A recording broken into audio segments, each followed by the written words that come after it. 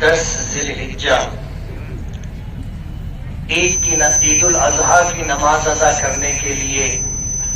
ہم لوگ شہر مالیگاؤں کی سب سے بڑی عیدگاہ پر جمع ہوئے۔ یہ وہ موقع ہے کہ جب پوری دنیا کے مسلمان حج کے عنوان سے مکہ مکرمہ پہنچتے ہیں اور حج قبول ہو، حج کی عبادتیں اللہ رب العالمین کی بارگاہ کی حاضری قبول ہو جائے اور نبی کریم صلی اللہ علیہ وسلم کے احسانات کے پیش نظر حجاج کرام مدینہ منورہ حاضری بھی دیتے ہیں۔ نبی کریم صلی اللہ علیہ وسلم کی حاضری، نبی کریم صلی اللہ علیہ وسلم کے بارگاہ میں حاضری، یہ ہمارے حج کے مقبول ہونے کا سبب ہے۔ خود نبی کریم صلی اللہ علیہ وسلم کے اس امت پر بے شمار احسانات ہیں، اور آپ نے یہ بات فرمایا کہ جس نے حج کیا اور اس نے میری زیارت نہیں کی، مدینہ منورہ، مسجد نبوی اور سبز گنبد کے مکی سرکار دو عالم صلی اللہ علیہ وسلم کے روضے مبارک پر حاضری نہیں دی تو اس نے میرے ساتھ زیادتی کی، میرے ساتھ ظلم کیا۔ حج کا ایک اہم حصہ قربانی بھی ہے، اس کا ایک بیک گراؤنڈ ہے، ایک پس منظر ہے کہ حضرت ابراہیم علیہ نبینا علیہ السلام نے جو ابو الانبیاء کہلاتے ہیں، اور ابو الانبیاء کہلانے کی وجہ یہ ہے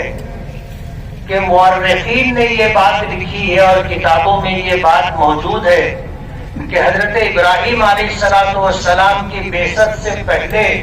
بہت سارے انبیاء کرام علیہ السلام مختلف علاقوں میں، مختلف قوموں میں دعوت و تبلیغ کے لیے آئے، جو الگ الگ قوموں سے، الگ الگ نسلوں سے تعلق رکھتے تھے۔ لیکن حضرت ابراہیم علیہ السلام کی بعثت کے بعد جتنے انبیاء کرام علیہ السلام تشریف لائے وہ سب حضرت ابراہیم علیہ السلام کی اولاد میں سے۔ حضرت ابراہیم علیہ السلام کے پہلے بیٹے جو حضرت ابراہیم کی دوسری بیوی حضرت ہاجرہ کے بطن سے پیدا ہوئے تھے، جن کا نام اسماعیل رکھا گیا تھا، ان کی نسل میں ہمارے آقا جناب رسول اللہ صلی اللہ علیہ وسلم تشریف لائے، اور حضرت ابراہیم کے دوسرے بیٹے اسحاق، جن کے بیٹے حضرت یعقوب تھے، جن کا لقب اسرائیل تھا۔ انبیاء بنی اسرائیل تمام کے تمام حضرت اسحاق کی اولاد میں آئے۔ علماء نے لکھا ہے کہ ان کی تعداد 10,000 سے زائد ہے۔ قربانی کا جو واقعہ عید الاضحیٰ سے متعلق ہے، جو حج کا ایک جز ہے، اللہ نے اس عبادت کو اتنا پسند فرمایا کہ حج کے عنوان سے جو وہاں پہنچے گا اسے قربانی کرنی ہے، اور پوری دنیا میں جہاں جہاں مسلمان بستے ہیں ان میں جو صاحب نصاب ہوں گے، یعنی جن پر زکوٰۃ فرض ہوگی، ان پر قربانی بھی واجب ہوگی۔ اور الحمدللہ پوری دنیا میں قربانی کی جاتی، اور قربانی کا ایک خاص مقصد ہے،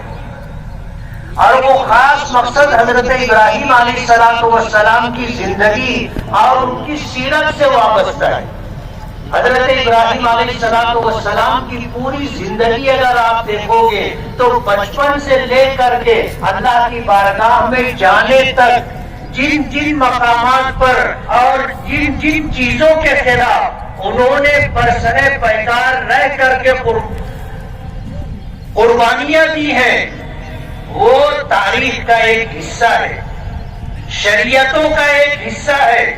مذہبوں کا ایک حصہ ہے.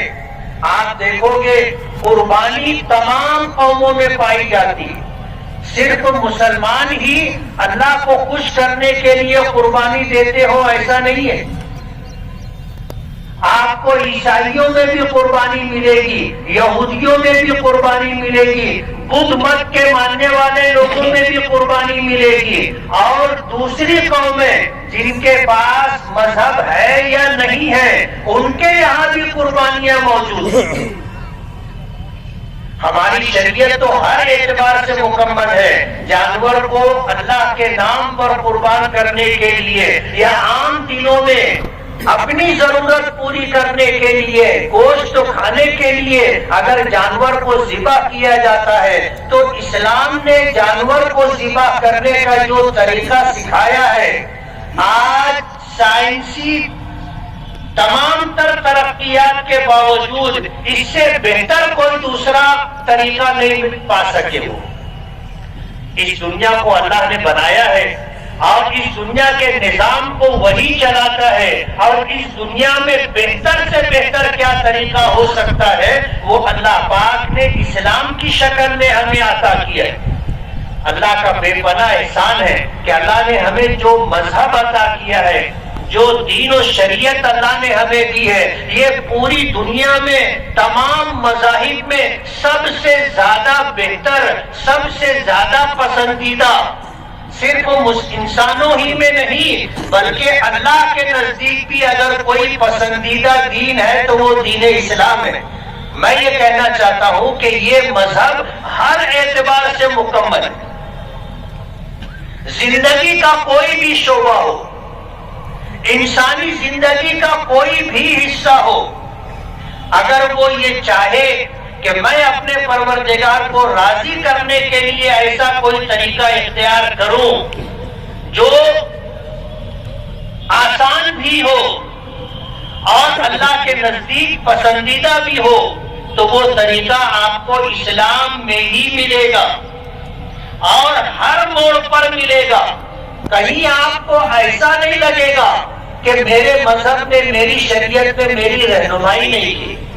میں نے عید کے موقع پر بھی یہ بات کہی تھی کہ ہمارا مذہب کھانے کا طریقہ بھی بتاتا ہے، پینے کا طریقہ بھی بتاتا ہے، سونے کا طریقہ بھی بتاتا ہے، کپڑا پہننے کا طریقہ بھی بتاتا ہے، میاں بیوی کی ملاقات کا طریقہ بھی بتاتا ہے، پیشاب کرنے کا طریقہ بھی بتاتا ہے، پاخانہ کرنے کا طریقہ بھی بتاتا ہے. یہ چیزیں آپ کو دنیا کے دوسرے مذاہب میں نہیں ملے گی. ان کے ماننے والے اور ان میں جو ذمہ دار ہوتے ہیں وہ اپنے اپنے طور پر طریقہ بتاتے ہیں. ان کے مذہب میں، ان کی مذہبی کتابوں میں اس طرح کی کوئی بات موجود نہیں. قربانی بھی ہماری شریعت کا ایک حصہ ہے.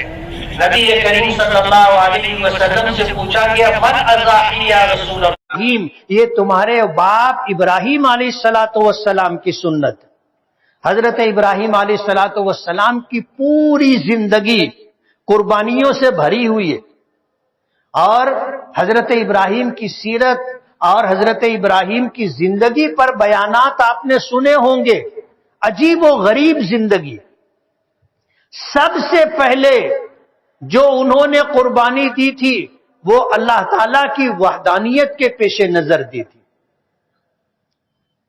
ایسا خاندان تھا جو بت بنایا کرتا تھا، بت بیچا کرتا تھا.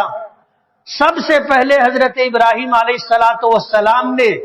شرک کے خلاف آواز بلند کی تھی. شرک کے خلاف کہ ایک ایسی چیز کی تم پوجا کرتے ہو جو اپنے لیے بھی کچھ نہیں کر سکتا، نہ کھاتا ہے، نہ پیتا ہے، نہ دیکھتا ہے، نہ سنتا ہے، نہ جانتا ہے، نہ سمجھتا ہے. ایسی چیز کی تم عبادت کرتے ہو. سب سے پہلے شرک کے خلاف اپنے خاندان میں حضرت ابراہیم نے اللہ کی وحدانیت کے پیش نظر آواز بلند کی تھی، جس کی پاداش میں حضرت ابراہیم کو گھر سے نکال دیا گیا تھا، شہر سے نکال دیا گیا، ملک سے نکال دیا گیا. یہ قربانی کا آغاز